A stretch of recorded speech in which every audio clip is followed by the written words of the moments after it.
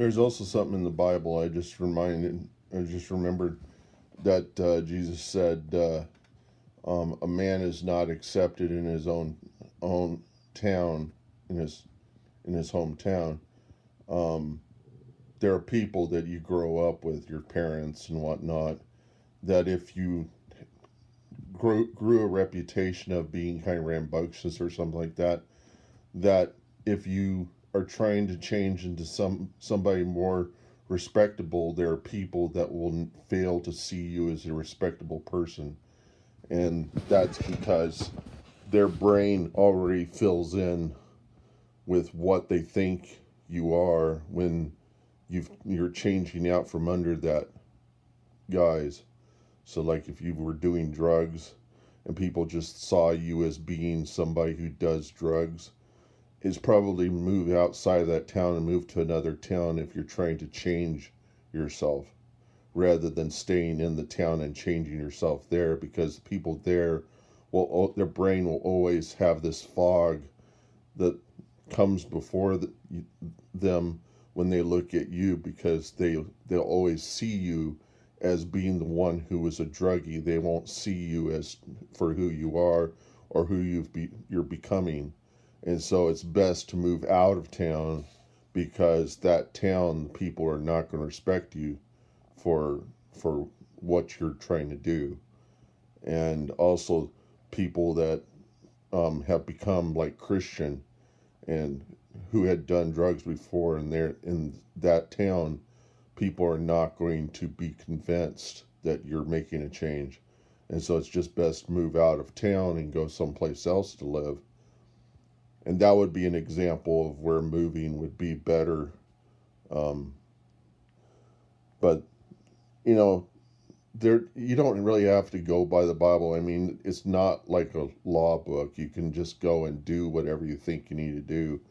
But it's kind of the realization after it all. You kind of come to the realization that no matter how many towns you've been through, no matter where you've gone, you're still you, and that's hasn't really changed. And so you just have to be comfortable with who you are, and that you kind of hate being here and like not ever having progressed to somewhere.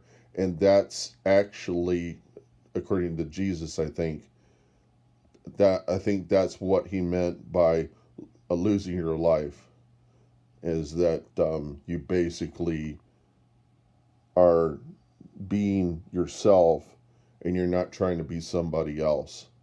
You're not trying to be the alpha male. You're not trying to be like the superstar or celebrity, because once you find your life, you're going to lose it. So people, they become celebrities and then they go downhill, they do drugs and they die.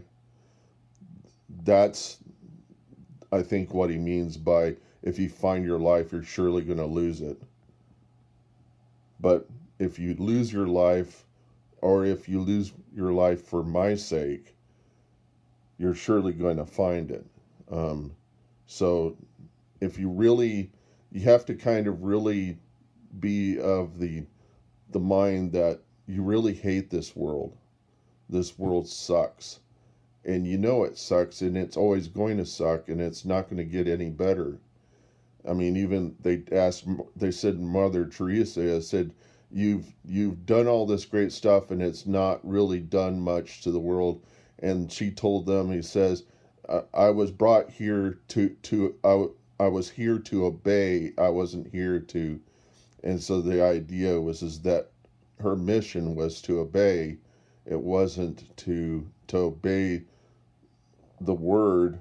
It wasn't here to change what was here, because you can only create the environment that's like heaven here, but you can't.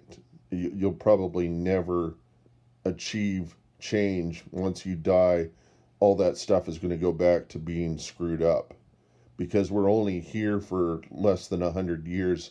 And how are you really going to change the environment in that time? And you might make a change, but don't be so focused on it.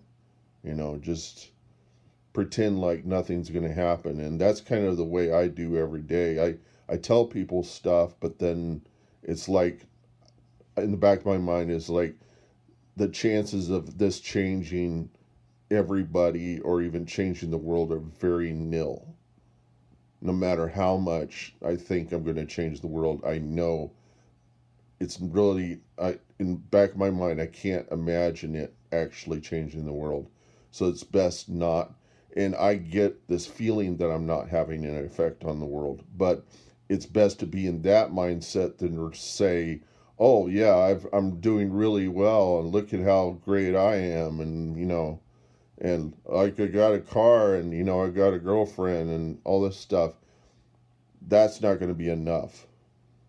So it's better just to pretend like uh, nothing will ever happen, that the world won't change, and no matter how much you get into the government and change things around, it'll get changed back sometime in the future, and you just gotta live with it that this world is not going to change, and people are going to continue to make the same mistakes. We are designed to fail, okay? We're designed to succeed and fail. We're designed to make mistakes. If we had eyes all around us and had the ability to look into each other's mind, we'd have absolute perception. We'd have no chance to ever make mistakes, and we never learn. So it's best that we only have two eyes rather than four eyes, because we get up in the morning, we move ahead, and we're not concerned about where we were, and we're not concerned about what kind of turmoil we might have made as a result of choices we made. You just have to make choices and not think too deeply about things, not go into analyzing everything, because in the programmers understand this thing. It's called paralysis by analysis. That you spend so much time working on a program, trying to make it perfect, that you just end up not really writing anything, and you end up with nothing at the end of the day. And so it's best just to go in there and do it. And if crud comes as a result of it, you fix the crud.